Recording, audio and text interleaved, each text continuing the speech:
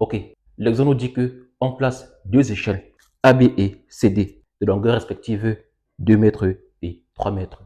On a donc AB et on a CD. Entre les murs d'un couloir, comme indiqué sur la figure ci-contre. Donc voici les murs du couloir. Sachant que les échelles se croisent à une hauteur de 1 mètre. Donc 1 mètre, elles se croisent à une hauteur de 1 mètre. On se propose de calculer la distance X du couloir. Donc on va calculer X, la distance entre deux murs du couloir. Première étape, qu'est-ce qu'on remarque? On remarque déjà que dans le triangle CA et D, les deux droites PH et DA sont parallèles avec un sommet commun. Ça nous fait penser au théorème de Chasles. On peut donc dire que d'après Chasles, sur le triangle CAD, on a deux points. On a quoi? CH sur CA. CH sur CA est égal à CP sur CD. CP sur CD qui est égal encore à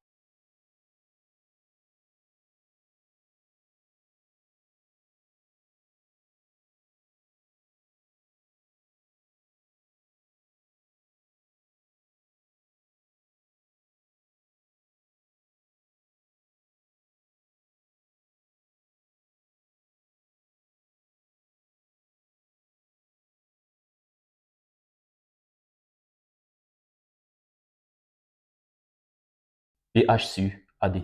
PH sur AD. Je vais négliger le CP sur CD. Donc, ce qui implique donc que CH sur CA est égal à PH sur AD. PH sur AD. Je fais aussi pareil. D'après Chasles, dans le triangle aussi ACB. Car je vois que PH et CB sont parallèles avec un sommet commun. Je peux aussi appliquer Chasles dans le triangle CA et B. On aura donc AH sur AC est égal à quoi? AP sur AB qui est égal à quoi? PH sur BC. PH sur BC. En négligeant donc AP sur AB, je peux donc dire que ceci implique que AH sur AC est égal à PH sur BC. Je peux appeler ça la relation 1 et ça la relation 2. Je peux donc écrire que 1 plus 2 implique que PH sur BC plus PH sur AD. Donc ceci plus ceci quoi est égal à AH sur AC plus CH sur CA.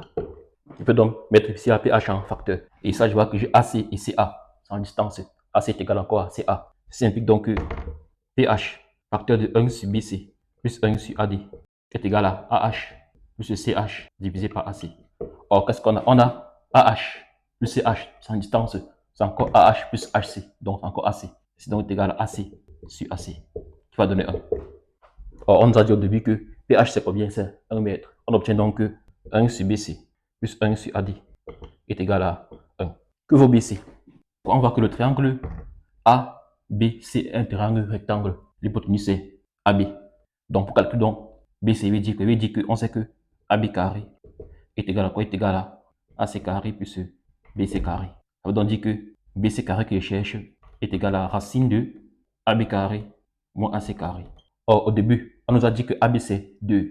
Donc, AB carré c'est 4. Donc, ici, ça fait 4. Et AC c'est X. AC c'est encore X. Donc, moins X carré. Idem aussi pour le triangle AD et C. Afin de trouver AD. J'aurai aussi CD carré est égal à AD carré plus AC carré. Ça veut donc dire que AD est égal à racine de quoi? CD carré moins AC carré. Au début, on nous a dit que CD c'est 3. Donc 3 au carré c'est 9. Donc C est égal à 9 moins X au carré. Je mets la racine. Donc ceci est égal encore à 1 sur racine de 9 moins X carré plus 1 sur racine de 4 moins X carré est égal à 1. Trouver donc X revient à résoudre l'équation 1 sur 9 moins X au carré plus 1 sur 4 moins X carré est égal à 1. X que je cherche dans la solution de cette équation. Ceci implique donc que f de x est égal à 1 avec f de x est égal à 1 sur 9 moins x au carré plus 1 sur 4 moins x au carré. On va donc étudier la fonction. Déjà, qu'est-ce qu'on remarque? X forcément est positif, car x est une distance entre deux murs. Donc forcément x est positif. Donc première contrainte, on peut donc dire que première contrainte, x strictement supérieur à 0. On voit aussi que 9 moins x carré est dans la racine et au dénominateur. Pareil pour 4 moins x carré. Donc forcément, il est positif et différent de 0. On aura donc aussi 9 moins x carré supérieur à 0 et 4 moins x carré supérieur à 0. Ceci implique donc qu'on aura donc 9 supérieur à x carré est 4 supérieur à x carré. Ceci implique donc que 3 supérieur à x ou moins 3 inférieur à x et 2 supérieur à x ou moins 2 inférieur à x. On peut donc passer une ligne de niveau. On aura donc ici moins 3, moins 2, 0, 2 et 3. Et ici, plus infini, moins l'infini. On a donc 3 supérieur à x en prenant tous ceux qui sont plus petits que 3. On est donc ici 3 supérieur à x. Donc, car 3 supérieur à x va encore dire x plus petit que 3. Donc, on a fait ça. Ensuite, on a moins 3 inférieur à x, c'est-à-dire encore x supérieur à moins 3. On prend donc tout ce qui est ici. Ensuite, on a 2 supérieur à x, ou encore x inférieur à 2. On prend donc tout ce qui est ici. Et enfin, on a moins 2 inférieur à x, ou encore moins 2 supérieur à x. On prend donc tout ce qui est ici. À la fin, on remarque que le seul intervalle sur lequel les 4 se chevauchent, c'est l'intervalle entre 0 et 2. On a donc df est égal à l'intervalle 0, 2, on ouvre en 2. Oui, supérieur ou égal à 0. Donc, fermant 0 et on ouvre en 2. Quand les demi peuvent être complètement collés, on peut trouver à la fin que les demi sont complètement collés. Donc, voici donc le df. Deuxième étape, on calcule la dérivée. f' de x est égal à quoi? 0 fois 9 moins x carré racine moins. Donc, moins et moins, ça va faire moins de la formule fois moins 2x. Donc, fois moins 2x multiplié par 1 demi étant la puissance multiplié par 9 moins x carré puissance 1 demi moins 1. Le tout divisé par 9 moins x carré racine le tout au carré. Plus pareil, 0 fois 4 moins x carré racine moins 2x. 4 moins x carré puissance 1 demi moins 1 divisé par 4 moins x carré racine le tout au carré. C'est donc est égal à x. Les deux vont se simplifier. Moins ça fait plus. Divisé par 9 moins x carré puissance 3 demi. Car ici on aura 1 demi moins 1 qui donne moins 1 demi. Moins 1 demi descend. Ici on aura 9 moins x. Donc on aura 1 demi plus 1 qui font 3 demi. Plus x divisé par 4 moins x au carré puissance 3 demi. Voici donc f' de x. Or on sait que sur l'intervalle 0,2, ceci est positif. Ceci aussi positif. Et donc x aussi positif. Et donc les x sont positifs. Donc ceci est supérieur ou égal à 0, quel que soit x appartenant à l'intervalle 0,2. On a donc une dérivée qui est positive. Donc conclusion, f de x est une fonction croissante et aussi même continue sur l'intervalle 0,2. On va donc calculer x pour lequel on a l'équation f de x est égal à 1. Je peux donc dire que d'après le théorème des valeurs intermédiaires, puisqu'on a ça, f est croissante et continue sur 0,2, des valeurs intermédiaires, l'équation f de x égale à 1 admet une solution sur 0,2. Donc il y a au moins une solution sur 0, sur l'intervalle 0,2. C'est assez facile à imaginer. C'est un peu comme si on a une fonction qui commence là et qui croît. On veut savoir pour quelle valeur de x.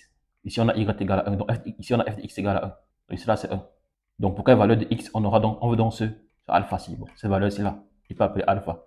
Donc puisqu'elle est croissante, forcément il y a au moins une valeur pour laquelle en traçant l'axe, en traçant une droite horizontale, passant par 1, coupe notre fonction. On veut donc savoir quelles sont x. Ça c'est vrai pourquoi? Parce qu'on voit que notre fonction est croissante sur l'intervalle 0,2. Ici on entre 0 et 2. Forcément, il y a une droite qui coupe notre fonction. On veut donc ce alpha-ci.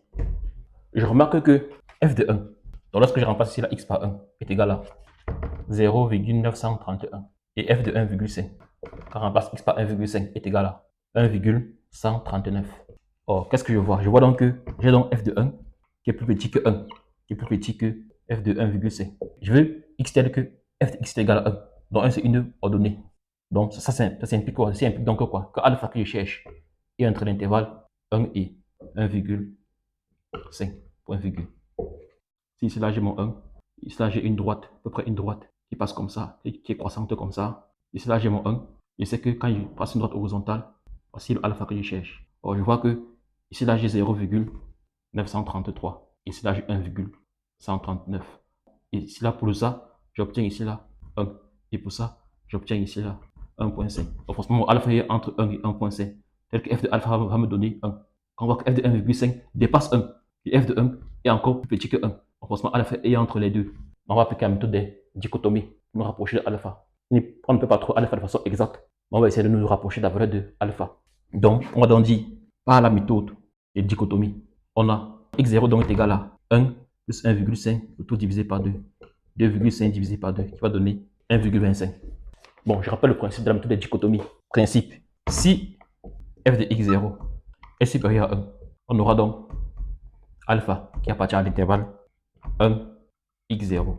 Et si f de x0 est plus petit que 1, on aura donc alpha qui appartient à l'intervalle x0, 1. Tout à fait logique. Si c'est supérieur à 1, ça veut dire qu'il peut encore me rapprocher. Je peux donc prendre mon x0, parce que c'est comme si j'aurais x0 quelque part ici. Tel que f de x0 est encore plus grand que 1. Donc je peux essayer de me rapprocher de alpha. Donc je resserre sur alpha. Pareil, si f de x0 est plus petit que 1, donc si c'est plutôt en bas, donc à côté, peut-être ici là. Je vais donc prendre ici, entre ici et ici. Donc je resserre sur alpha. J'essaie d'encadrer alpha, de me rapprocher de alpha. Or, on a vu que x0 ici est égal à 1,25. Et x0 c'est quoi? Bon, c'est le milieu de l'intervalle. Donc première borne plus seconde borne divisé par 2, on prend son milieu. Donc ça donne ici là. Je vais donc calculer f de 1,25. Je remplace x par 1,25. Ça va me donner 1,007. Je vois donc que f de alpha est comment? Est plus grand que 1. Ça veut donc ici là que donc alpha appartient à l'intervalle 1,1,25. Voilà où mon alpha appartient. Deuxième étape, j'essaie encore de me rapprocher encore de alpha. Je peux donc dire aussi maintenant x1 va me donner 1 plus 1,25, le tout divisé par 2, 1,125. Et f de x1 est égal à 0,9642. Donc c'est plus petit que 1. Ça implique donc quoi? Je suis maintenant sur cet intervalle. Alpha appartient à l'intervalle 1,125 et 1,25. Je vais m'arrêter là. On peut encadrer alpha. Donc ça c'est une valeur alpha à 10 puissance au moins 2, moins 3 après. On peut encore essayer de rapprocher davantage. On peut encore prendre encore le milieu. Ça plus ça divisé par 2. On calcule encore sa moyenne. Et on calcule encore son f. On voit est-ce qu'il est plus petit ou est-ce qu'il est plus grand que 1.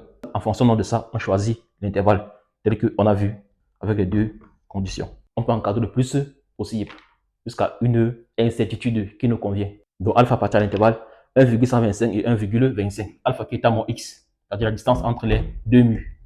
Donc si je m'arrête donc à 10 puissance au moins 2 près, je peux dire que x est essentiellement égal à 1,25. Il n'est pas encore plus précis davantage s'il continue les étapes. Mais je m'arrête là. C'est donc la valeur de x, la distance entre les deux murs. Ok, c'est ce qui met un thème à l'exercice. Ciao.